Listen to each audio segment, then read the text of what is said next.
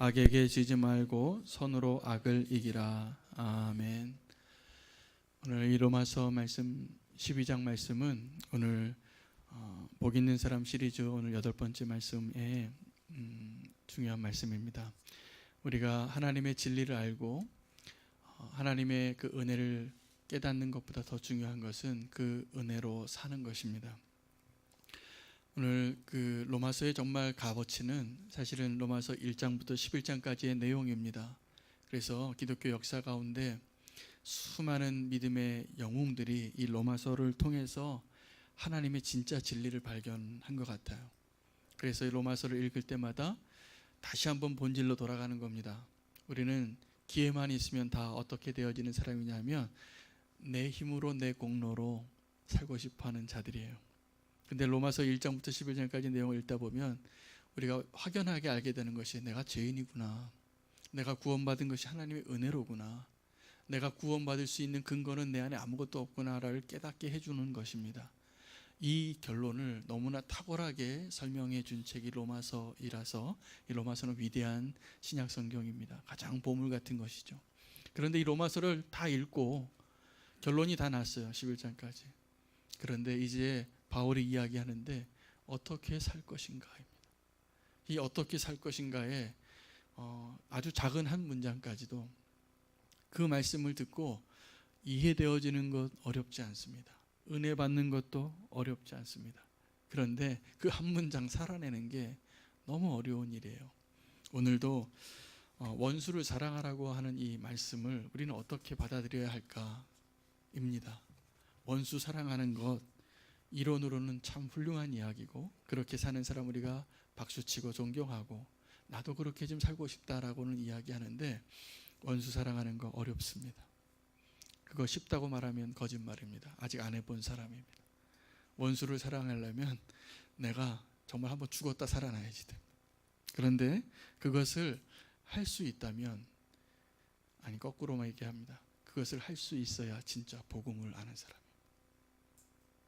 우리가 복음을 안다고 하면서 오늘 이렇게 살라라고 말씀하시는 것을 우리가 아직도 주저하고 있고 아직도 잠깐만요, 내일 할게요 라고 말하고 있다면 우리는 아직 그 복음을 누리고 있는 사람이 못 되는 것입니다.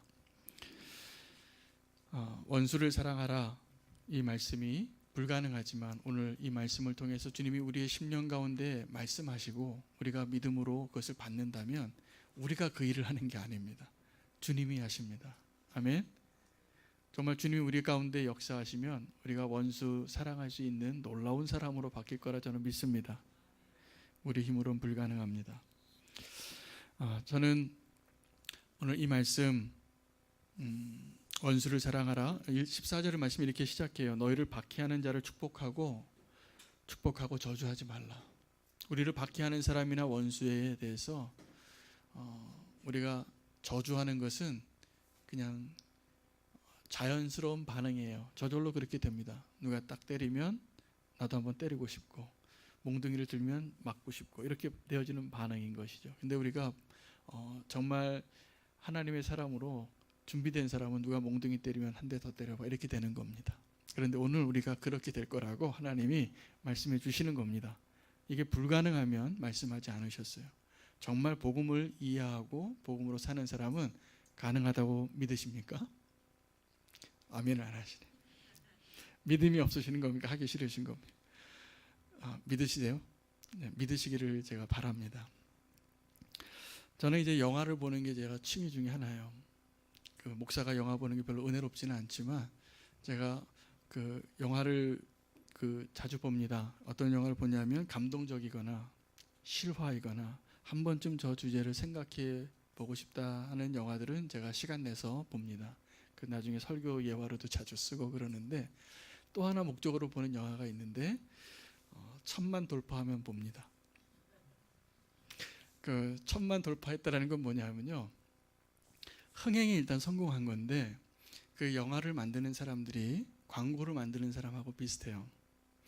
이 흥행을 하는 게 그 사람들의 목적이기 때문에 상업적인 목적이 있지만 우리가 갖고 있지 못한 탁월한 전문성이 있는데 뭐냐면요, 이 시대 사람들의 안에 있는 것을 끄집어낼 수 있는 능력이 있더라고요. 그래서 영화를 볼 때 제가 이제 그래서 베스트 1000만 관객 이상 된 거는 저는 이제 봅니다. 별로 관심 없어도. 또 그 영화를 볼 때마다 심심치 않게 어떤 모습이 나오냐면 그런 영화들이나 드라마 속에 나오는 기독교인의 모습이 그려질 때 주위에서 봐요. 야, 세상에서 지금 기독교인들을 이렇게 보고 있구나. 기독교인들을, 교회를 이렇게 보고 있구나. 목사님을 이렇게 생각하고 있구나 라는 것을 그들의 엑스트라가 한마디 하는 말에 탁 나와요. 탁 나와요. 근데 그게 그냥 만든 게 아니라는 겁니다. 특별히 이제 1000만 이상 돌파되는 영화에서 그런 장면이 나오면 저는 이제 사람들의 마음 안에 그런 게 있구나 라는 것을 저는 거꾸로 발견하기 위해서 그런 영화를 봅니다. 그러면서 제가 참 동의할 수 없는 거예요. 내가 생각하기에, 그리고 그 사실이라고 믿는데, 우리 기독교인이 세상을 향하여 더 많이 사랑하고 섬기고 구원을 주기를 원해서 전도도 하고, 그리고 어려운 이웃을 돕는 것도요, 다른 어떤 종교들보다 기독교인이 더 많이 합니다. 그런데 왜 영화 속에 나오는 그리스도인의 모습은 배타적이고 이기적이고 뭔가 자기들의 어떤 이러한 생활에 뭔가 같이 할 수 없는 이상한 왕따시키는 비슷한 분위기로 왜 그리스도인을 지금 그리고 있을까? 우리가 생각하는 그리스도인, 우리 스스로 생각하는 그리스도인의 모습과 세상 사람들이 생각하고 있는 그리스도인의 모습에 괴리가 있는 겁니다. 이것을 오늘 저는 붙잡고 왜 그렇게 됐을까를 생각해 봤어요. 왜 그렇게 됐을 것 같아요? 권자님? 왜 그렇게 됐습니까? 지금 이게 현실인데 제가 이렇게 말씀으로 전할 때 우리가 말하는 우리의 그리스도인의 모습과 왜 영화 속에 나오는 그리스도인의 모습은 왜 이렇게 달라졌을까요? 제가 보기에 축복에 대한 이해가 틀린 것 같아요. 우리가 축복을 왜 그 세상 밖에 있는 사람들이 그리스도인을 그렇게 배타적으로 보냐면 우리가 복을 가둬뒀어요.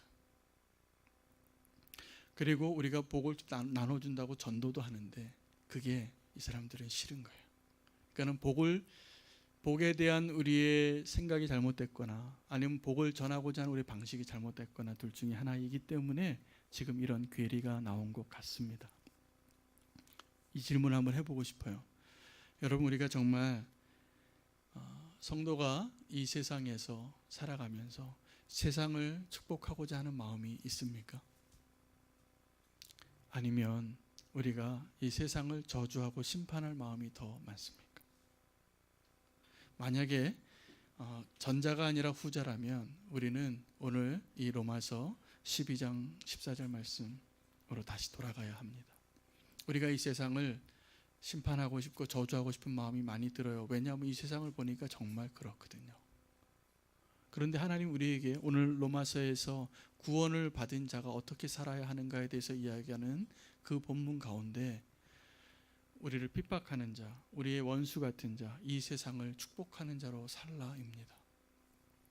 우리가 정말 축복할 마음이 있는지 이 세상을 바라보면서 축복할 마음이 없고 저주하고 싶거나 아니면 그 타락하고 악한 세상을 좀 떠나고 싶거나 그래서 우리끼리만 좀 있고 싶거나 이러한 마음이 세상 사람들한테 들킨 겁니다.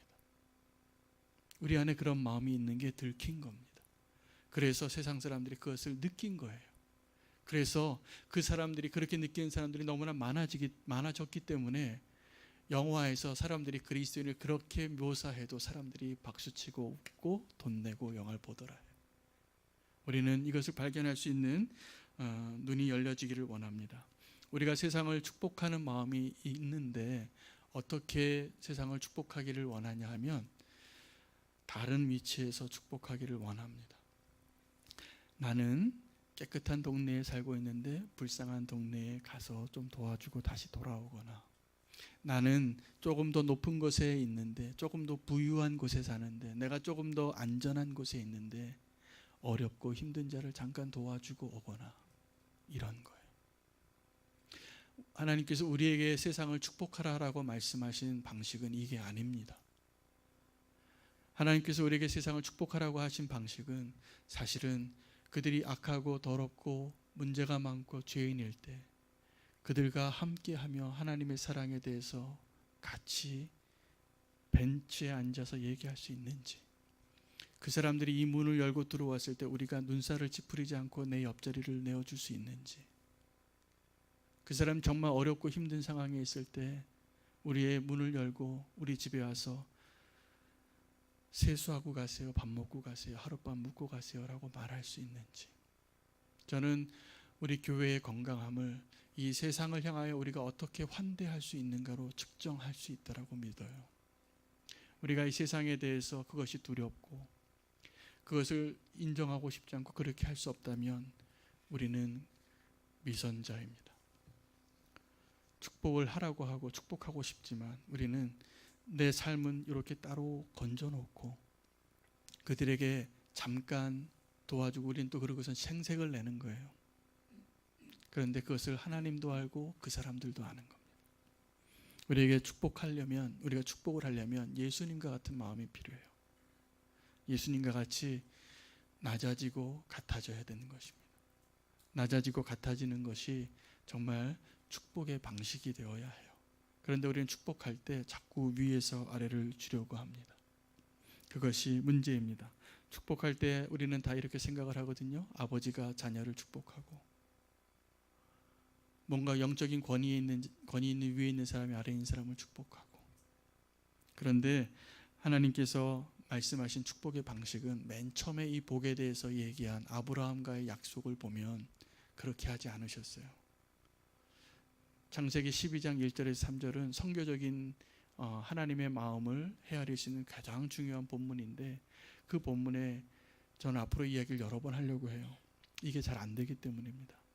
이 축복의 방식이 분명하게 아브라함에게 어떻게 말씀하셨냐면, 너는 복의 근원이 될지라, 내가 너를 창대하게 하고 너의 이름을 창대하게 해주고 너의 땅을 넓게 해주고 너의 소유가 많게 해주고 너의 자손이 하늘의 별과 저 바다의 모래와 같이 많아지게 할 것인데 복을 주겠다는 거죠. 너 잘 살게 해주겠다. 그런데 그 잘 살게 해주고 풍족하게 해주는 그 축복을 가지고 어떻게 축복을 하라고 했냐면, 너를 축복하는 자를 내가 축복하고 너를 저주하는 자를 내가 저주하리니 너는 복의 근원이 될지라입니다. 이게 우리가 세상을 축복하는, 세상을 향한 성도의 삶의 방식이 되어야 해요. 그런데 우리가 세상에 우리의 방식으로 축복을 많이 해주고 많이 도와주려고 하고 있는데 세상이 우리를 축복하고 있느냐를 봐야 된다는 거예요. 제가 영화를 봐보니까 우리가 실패하고 있는 거예요. 세상이 우리를 축복하는 게 아니라 지금 섭섭한 거예요. 무엇이 잘못됐냐 하면 우리는 내가 가진 것으로 내가 도와주고 축복해주는 방식으로 하려고 생각을 하는 것이 선교고 축복이라고 생각해요. 구제고. 그런데 하나님이 원하시는 방식은 그 사람들이 나를 축복하게 하기 위해서 만약에 우리가 도와주는 게 필요하면 해도 됩니다. 그 사람들이 나를 축복하기 위해서 내가 복음을 길거리에서 예수 믿으라고 외칠 수 있는 것이 필요하면 해도 됩니다. 그런데 우리가 도와주고 외치고 있는데 그들이 우리를 축복하고 있지 않다면 뭔가 잘못된 거예요. 그래서 그들이 너를 축복하는 자를 내가 축복하겠고, 축복하는 방식이 뭐냐면요, 이런 거예요. 내가 축복을 하는 게 아니라 그 사람들이 나를 축복하게 해주면 하나님이 그 사람을 축복해 주시겠다는 거예요. 자, 이거 꼭 기억하십시오. 우리 교회가 앞으로 예수님과 동행하는 선교적인 교회가 되고 싶거든요. 그럼 우리 교회가 이런 선교적인 교회가 되려면 어떻게 되어야 되냐면, 우리가 헌금 모아서 뭔가를 자꾸 나눠주고 도와주고 선교비 보내고 이런 것이 여태까지 선교의 방식이었어요. 사실은 그것이 또 다 잘못됐다고 말하고 싶진 않아요. 그런데 더 좋은 방법, 하나님이 원하시는 방법은 뭐냐면, 우리가 또 우리 교회 공동체가 성도 한 명 한 명이, 목사 한 명이, 장로 한 명이, 권사 한 명이 다 사람들한테 세상에서 칭찬받을 수 있는 자로 서는 겁니다. 서는 겁니다. 그러면 하나님이 그 사람들을 축복하시겠다는 거예요. 그럼 우리의 사명이 뭐냐면요, 우리가 선교적인 사명은 뭐냐면 세상이 나를 축복할 수 있는 존재가 되는 것입니다. 아멘. 이게 더 쉬울까요, 어려울까요? 훨씬 더 쉬운 건데 우리가 그 생각이 바뀌지 않으면 절대로 그거 어려워서 못합니다. 자꾸 내가 하려고 합니다. 자꾸 축복은 내가 하는 것이 아니라 하나님께서 하시도록 내가 쓰임 받는 것입니다. 자, 우리가 이제 오늘 설교 말씀이 축복이 뭐냐면 축복할 수 있는 마음을 주소서예요. 자, 그럼 우리가 누구를 축복하고 싶으세요? 누구 축복하고 싶으세요? 제가 답변을 드릴까요? 우리는 다 자녀를 축복하고 싶습니다. 그렇죠, 정 집사님? 오늘 우리 자녀들 다 데리고 오셨는데 우리 자녀를 축복하고 싶어요. 이게 부모의 마음이에요. 저도 그래요. 어느 부모나 자기 자녀 잘 되길 원합니다. 자녀 축복하고 싶습니다. 내리사랑인 것이죠. 그런데 부모님에게 그렇게 하는지 한번 물어보세요. 부모님에게 내리사랑 같이 안 되더라고요. 제가 보니까 우리 부모님에게 제가 내 자녀에게 하듯이 잘 안 돼요. 그래서 하나님이 십계명에다 넣으신 거예요. 내 부모를 공경하라. 이게 자연스럽게 되면 십계명이 안 들어갔을 거예요. 내 자녀를 사랑하라 이렇게 십계명이 없잖아요. 그죠? 이 축복하고 싶은 대상이 우리 자녀를 축복하는 건 저절로 되는 것 같아요. 그런데 우리 부모님에게도 이게 잘 안 됩니다. 너 또 누구를 축복하고 싶냐, 누구를 사랑하고 싶냐 하면 사랑스러운 사람이에요. 사랑하는 연인이 있으면 다 주고 싶습니다. 사랑할 때, 그 뜨거운 마음으로 사랑할 때. 그래서 이 아들 가지신 부모님들이 나중에 섭섭하대요. 사랑하는 여자가 생기면 엄마 아빠가 용돈 주면 그거 다 용돈 가지고 고민형 사다 주거든요. 고민형, 자기 재산 다 털어가지고 그거 사다 주거든요. 그러니까는 부모 보기에는 저 아들이 참 너무 한심해 보일 수도 있어요. 근데 이거 어쩌겠어요. 사랑하는데. 이게 우리가 축복하는 마음인 것입니다. 그런데 오늘 말씀은 우리에게 뭘 말씀하시냐면 거꾸로 가는 사랑을 말하는 거예요. 그러니까 우리가 저절로 되어지는 사랑이 아니라 너희를 핍박하는 자를, 너희 박해하는 자를 축복하라 합니다. 자, 박해 받아보셨습니까? 저는 사실 박해까지는 안 받아봤습니다. 아마 이 자리에 연로하신 분은 저보다 훨씬 고난의 시대를 사셔서 박해 받아보셨는지 모르겠어요. 저는 또 믿음의 집안에서 살아서 믿는다고 박해 받아보진 않았습니다. 그런데 이제 박해 받으시는 분들이 좀 있는데 오늘 이 로마서에 기록되어진 너희를 박해하는 자에 해당하는 박해는 한 사람도 아직 경험해보지 않았을 거라고 제가 생각합니다. 이 로마서에 기록되어져 있는 너희를 박해하는 자를 축복하라라는 것은 정말 말도 안 되는 핍박인 것입니다. 사자굴에 집어넣고 성찬식을 하는데 식인종이라고 누명을 씌워서 로마에 불을 질러놓고 이걸 그리스도인들이 했다라고 누명을 씌워서 다 잡아들이는 황제 아래 살아가는 사람들이에요. 그런 핍박은 우리는 아직 안 받아봤습니다. 제가 알기로 그런 핍박은 안 받아봤는데 그런 너를 박해하는 자를 축복하라니요. 저주라도 할 수 있어야지 살만한데 이 욕이라도 좀 한번 해야지 살 것 같은데 그런 신음 가운데 사는 그리스도인들에게 너희를 박해하는 자들을 축복하라. 그보다 더 억울한 일을 우리는 당해보지 않았습니다. 그런데 그 사람들에게 요구하는 거예요. 왜냐하면 로마서 1장에서 11장까지 복음을 설명했거든요. 우리가 정말 복음을 알고 십자가의 의미를 알고 우리가 구원받은 것이 어떻게 구원받은 것이 이해되어졌다면 그것이 정말 믿어진다면 나를 핍박하는 자를 축복할 수 있는 자가 됩니다. 된다니까요. 됩니다. 이거 꼭 믿으시기 바랍니다. 중국의 가정교회 지도자들이 어느 날 그런 고민을 하기 시작했답니다. 지금 중국교회는 굉장히 큰 변혁기를 겪고 있어요. 그래서 가정교회의 세대가 있더라고요. 아주 어려운 시기가 언제였냐면 그 모택동 시절에 장점인 시절에 아주 억압받아서 지하에 다 숨어야 됐을 때 모든 그리스도인들을 선교사를 다 내쫓고 모든 교회를 다 무너뜨리고 성경책을 다 불태우고 아무것도 남지 않고 기독교인이란 기독교인은 다 학살시키고 그리고 그 지하교회 교인 성도들이 억압하면 억압할수록 더 모여서 하나님께 기도한 거예요. 무릎 꿇고. 그때 중국에서는 놀라운 기적이 일어났습니다. 25년이 지나서 이 공산 철권 정치가 지나고 정권이 바뀌었을 때 개방을 해봤더니 중국의 선교 역사가 꽤 깁니다. 몇백 년 되는데 그 중국의 선교 역사상 그 어떤 선교사가 그 누구도 할 수 없었던 그 일을 고난이 해내더라고요. 그래서 그때 당시 한 8천만 명의 그리스도인이 있다라고 통계가 나왔어요. 어떻게 그게 가능했을까요? 그 지하교회, 중국 지하교회 성도들이 그 고난을 경험했기 때문인 것입니다. 그런데 그 가정교회가 신학교도 안 나오고 그냥 우리는 집사님, 권사님들이 목회자같이 역할하고 장로님이 순교하고 그랬던 거예요. 그런데 그 가정교회가 이제 도시로 나오기 시작한 겁니다. 농촌에서. 그리고 중국이 이제 잘 살기 시작했어요. 그래서 그 가정교회에 중국이 공산당이 공식적으로 인정한 교회는 삼자교회입니다.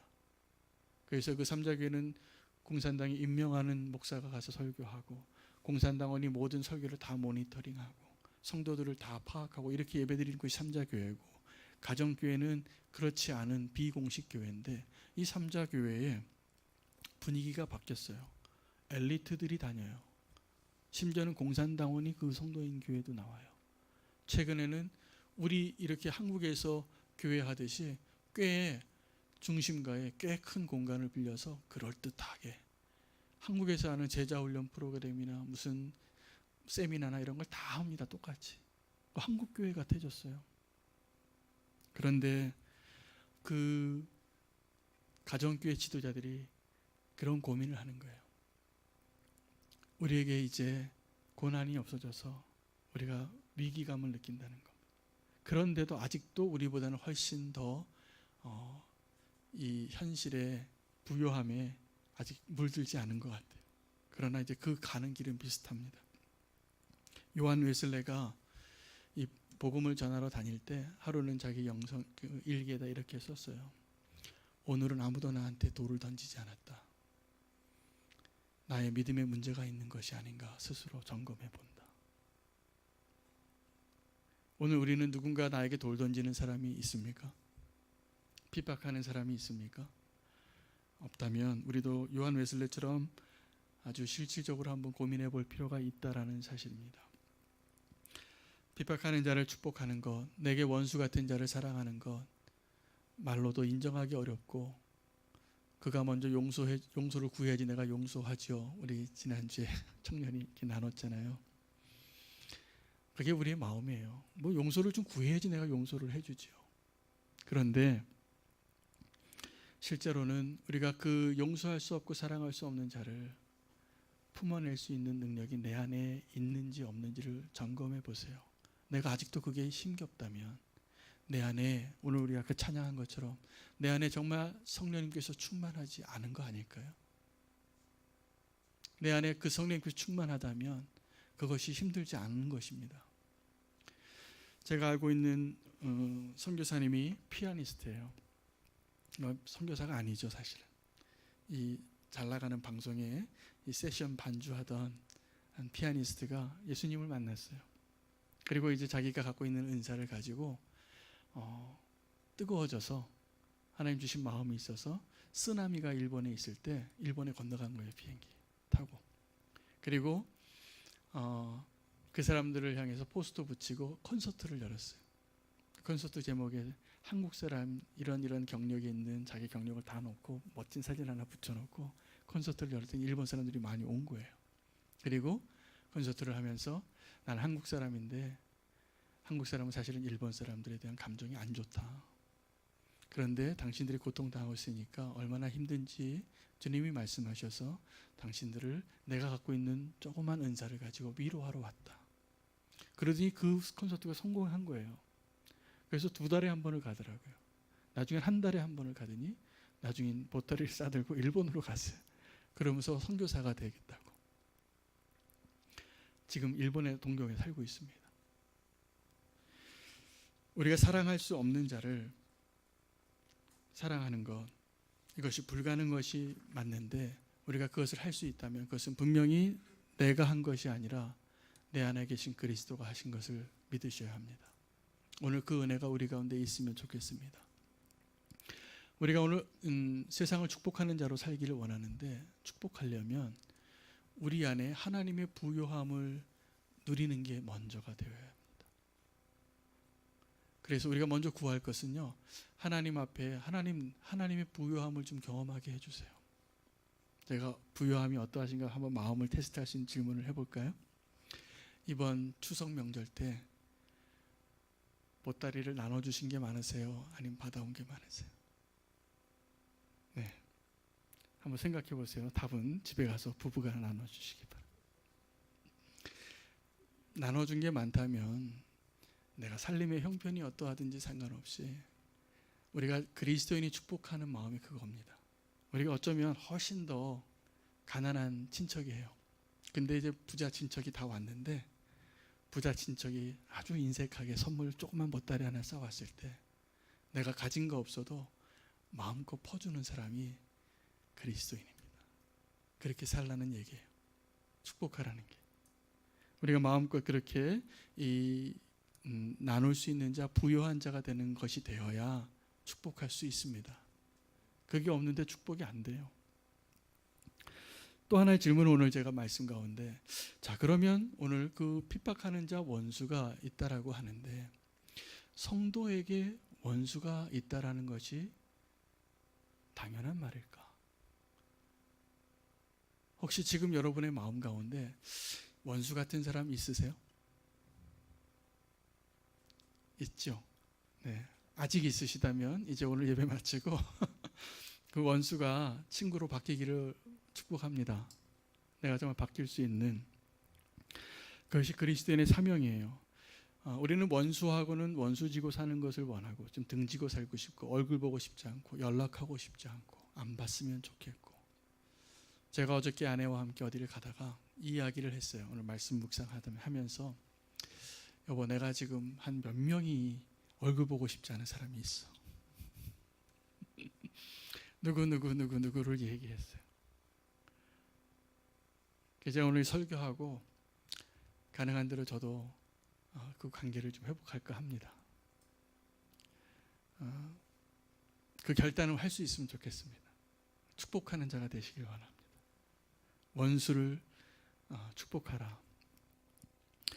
우리가 그 성도들끼리 잘 지내는 것도 쉬운 일은 아닙니다. 제가 오늘 한 장로님하고 그런 얘기를 좀 했었어요. 우리가 교회 안에서 성도들끼리 좀 같이 함께 화목하게 지내는 것을 함께 기도하시자고 제가 부탁을 드렸어요. 이것도 쉽지 않잖아요. 쉬우세요? 어렵죠? 맨날 보니까 더 어려운 거예요. 가끔 보면 잘할 수 있는데, 성도들끼리 하나 되어지는 것도요. 그러니까는 제가 존경하는 어떤 목사님이 목회의 비결을 얘기해 주시는데, 그 교회에서 싸움만 안 일어나면 목회가 성공한대요. 그래서 목회 잘하는 거 다른 거 없답니다.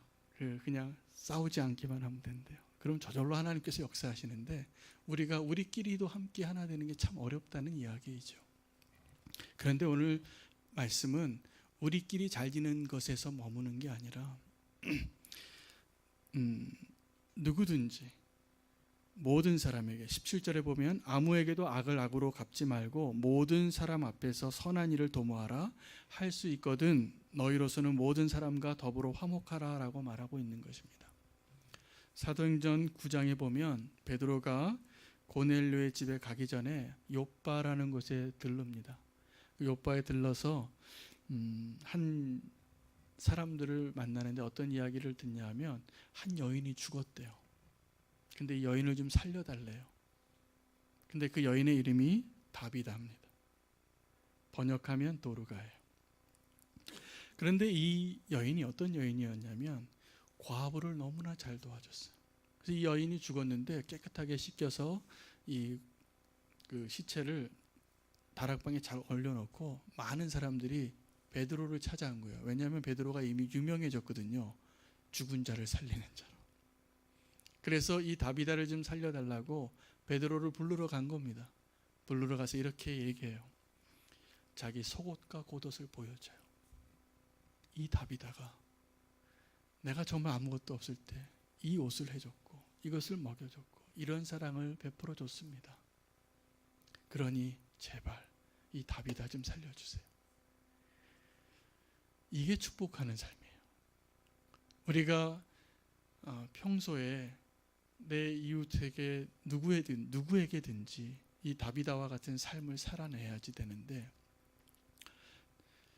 이런 성도님들이 많은 거죠. 이 교회에 오기 전에는 아주 사나워요. 사납고 10원 한 푼도 손해보고 싶지 않고, 그런데 교회만 들어오면 아이 목사님 안녕하세요로 바뀌는 거예요. 환한 얼굴로. 거꾸로 됐으면 좋겠어요. 여기 와서는 좀 눈물 흘리시고 아프다고 펑펑 우셔도 괜찮은데 이 교회 문 밖에서 다비다 같이 살아야 된다라는 겁니다. 그것이 우리가 정말 축복하는 길이에요.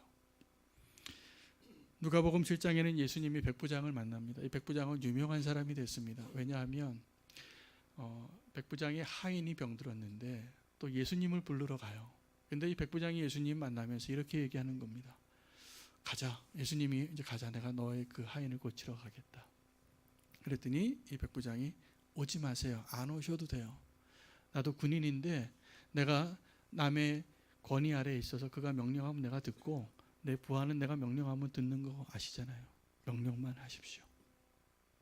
그렇게 말하고 오지 않으셔도 됩니다. 이 자리에서 말씀만 해주세요라고 믿는 거예요. 정말 예수님 말씀하시면 될 것으로. 그래서 예수님이 놀랐습니다.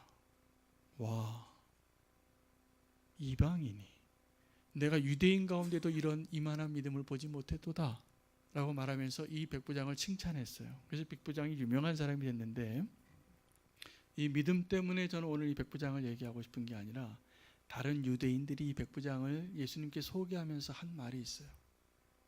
이 사람이 로마 제국의 군인인데 우리를 위해서 회당을 지어주고 우리가 어렸을 때 우리 편에 서서 대변해주는 아주 훌륭한 사람이었어요 라고 말해주는 거예요.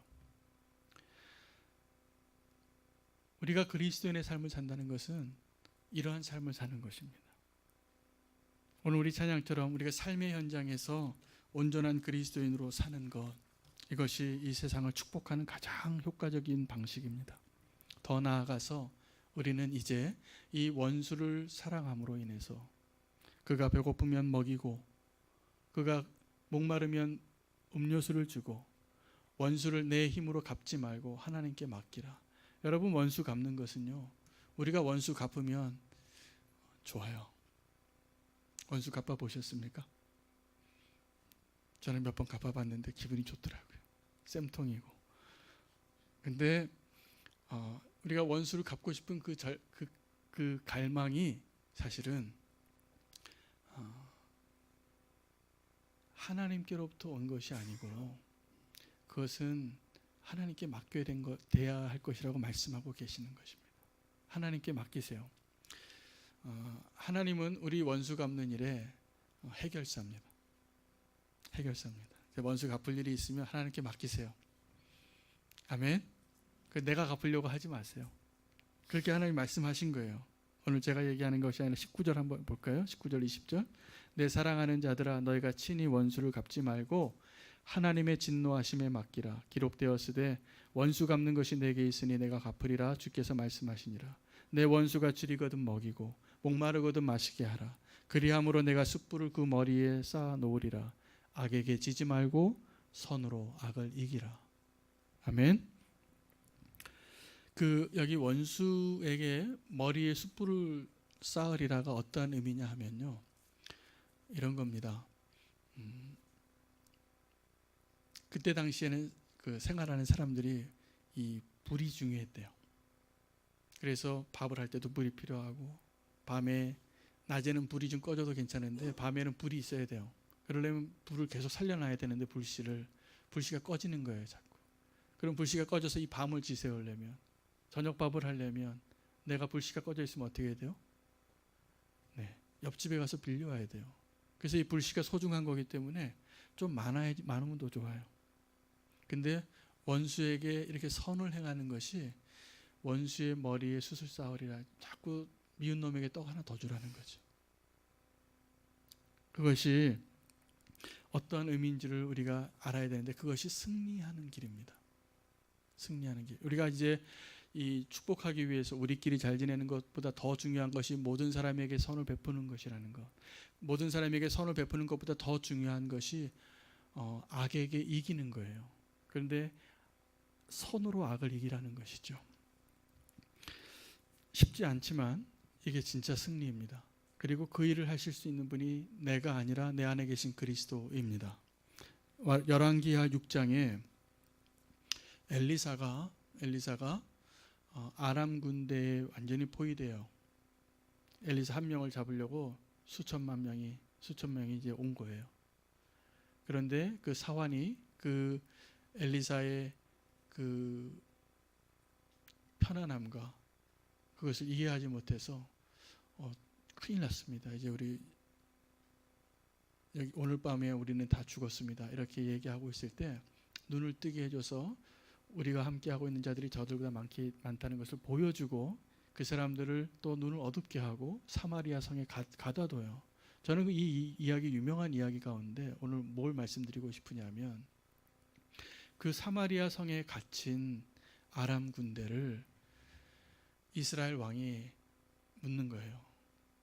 내 아버지여라고 불러요. 엘리사를. 내 아버지여, 치리까? 이제 저 아람 군대를 다 가둬놨는데 내 손으로 원수를 갚고 한번 다 싹쓸 다 베버리면 좋잖아요. 우리 괴롭히는 그 원수인데. 그런데 엘리사가 뭐라고 얘기하냐면, 그렇게 하지 마라.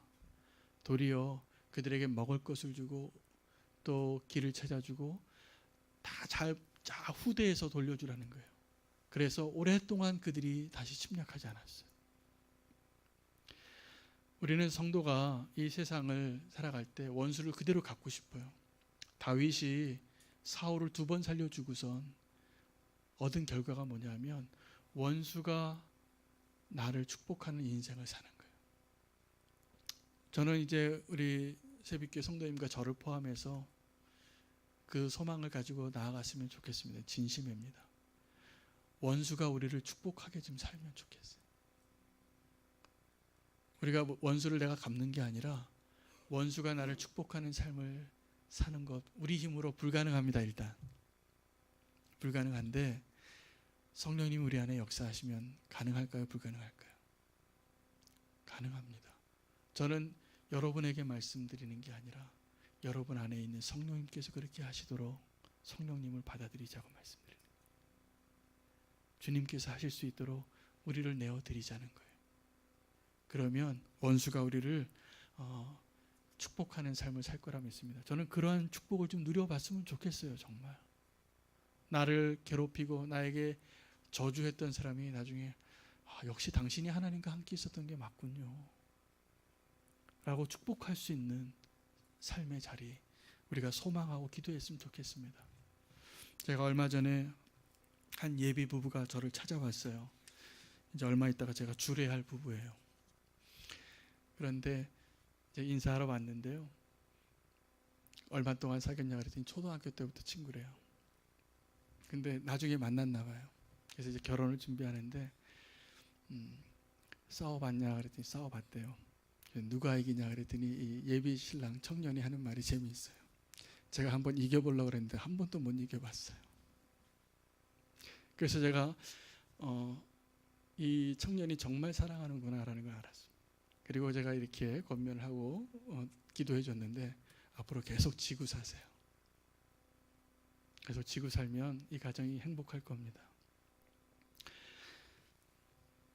우리가 축복에 대해서 오늘 마무리를 하려고 하는데, 축복에 대한 아주 유명한 성구가 많이 팔려요. 기독교 기념품점에 가면 역대상 4장 9절에서 10절 말씀입니다.